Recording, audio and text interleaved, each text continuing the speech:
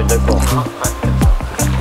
Pour rentrer ici, il faut ce qu'on appelle avoir une notification de la MDPH, dans la maison des personnes handicapées, donc des ESAT, hein, les gens qui travaillent ici sont tous en ESAT, avec hébergement. Les personnes font un stage de 3 semaines ici, qui peut être renouvelé ou pas, et à l'issue du stage, soit la personne, soit nous, enfin le stage correspond ou correspond pas, enfin on lui donne une réponse, et voilà, donc après elle est accueillie, et sur une période d'essai de 6 mois.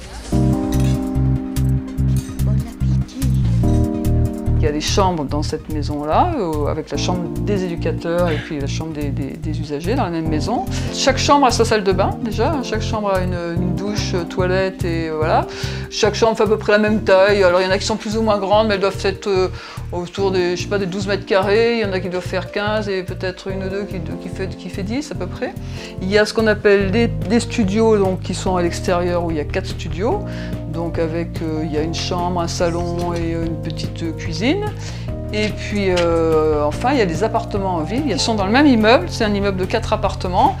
Parce que du coup, c'est vrai qu'on trouvait que l'entraide, le fait de ne pas être tout seul, le fait de pouvoir covoiturer ou au contraire d'aller chercher du sel, enfin tout ça, tout ce qui peut se faire avec un voisinage qu'on connaît, agréable et tout ça.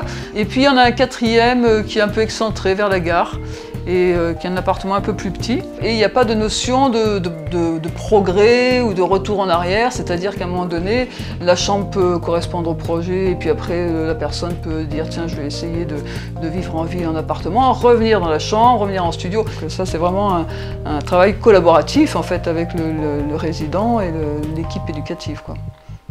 Où t'es allé coucher toi? Regarde, t'as des trucs là. Pas grave.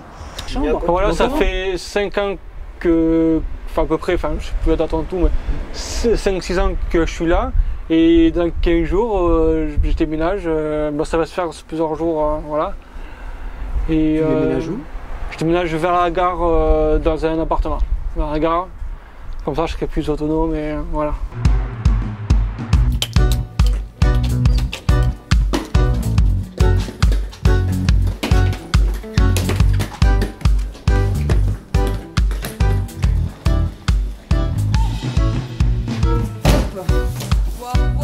Mélanger les produits si tu veux et la vaisselle, donc voilà, à mon avis tu peux mettre tout, tu vois, même regarde carrément là, et quand on appuie là, mais c'est pas nous, c'est nous qui le faisons si tu veux, tu vois, alors là ça l'éteint. Voilà, il y a beaucoup de liberté. Souvent d'ailleurs les jeunes qui arrivent d'IME, tout ça, sont surpris. Souvent ils veulent, en disant moi j'irai pas dans des hébergements, je veux pas aller à l'ESAT et tout ça. Puis ils sont surpris de la liberté qu'il y a, parce que c'est une liberté enfin, qu'on n'a pas d'ailleurs à remettre en question. Hein. Chacun fait ce qu'il veut ici, bon, à part des règles collectives de base. Et puis un minimum d'informations plutôt au niveau de la sécurité, quoi. C'est-à-dire qu'on veut savoir où sont les gens, où dorment les gens. Voilà, pour pas que si notre truc c'est toujours dire s'il y a le feu, il faut qu'on puisse savoir si tu es dans ta chambre ou pas dans ta chambre, quoi, voilà. Moi, ça m'arrive le soir de temps en temps de sortir un peu, de me promener dans Figeac, parce que j'aime bien cette ville. Figeac, c'est une belle ville. J'aime bien aller boire un coup au bistrot, boire un café, rencontrer les travailleurs du bistrot que je connais aussi. Il y en a qui ont des vélos, on a loué un vélo à Figeac Écomobilité aussi, un vélo électrique. Il y a les navettes qui sont gratuites. Et sinon, à pied, je pense qu'il faut mettre 10 minutes, un quart d'heure pour aller au centre-ville. Donc ça se fait facilement à pied, mais il y a tout un tas d'autres systèmes. Et puis pour tout ce qui est, des fois on peut avoir des visites de spécialistes ailleurs et tout ça, c'est nous qui faisons les accompagnements en transport. On a 2 véhicules et voilà, il n'y a pas de problème, on transporte tout le monde quand il y a besoin, quoi.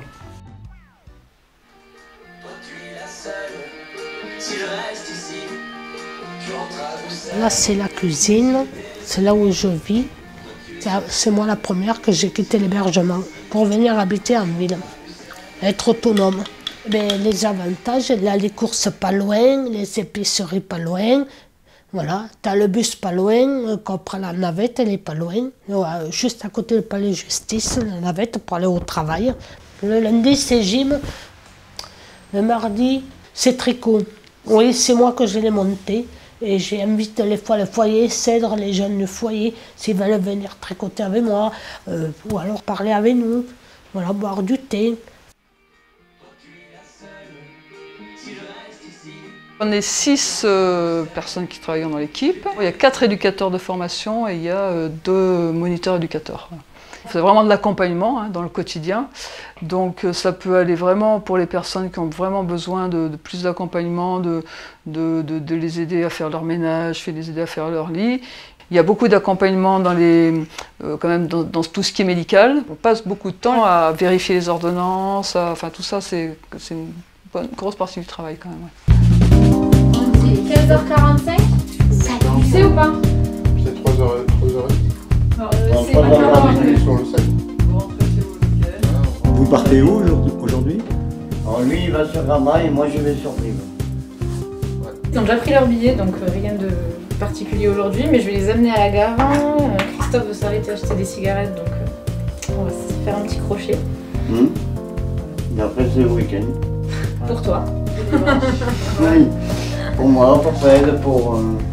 C'est petit, il n'y a pas 50 usagers, donc c'est une petite équipe dans une petite ville, enfin voilà, tout ça c'est un travail à taille humaine en fait. Voilà. C'est rare qu'on intervienne pour des conflits, ça arrive pour ainsi dire jamais en réalité. Quoi. Enfin, c'est exceptionnel et bon, si on est sollicité, évidemment on va le faire, mais non, il y a vraiment une tolérance des uns envers les autres qui nous impressionne toujours d'ailleurs. Ouais.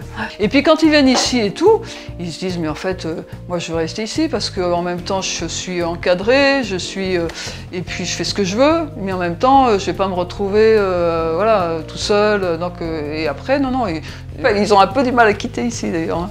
Ouais. Et puis en même temps, voilà, connaître des gens, on peut redire ça.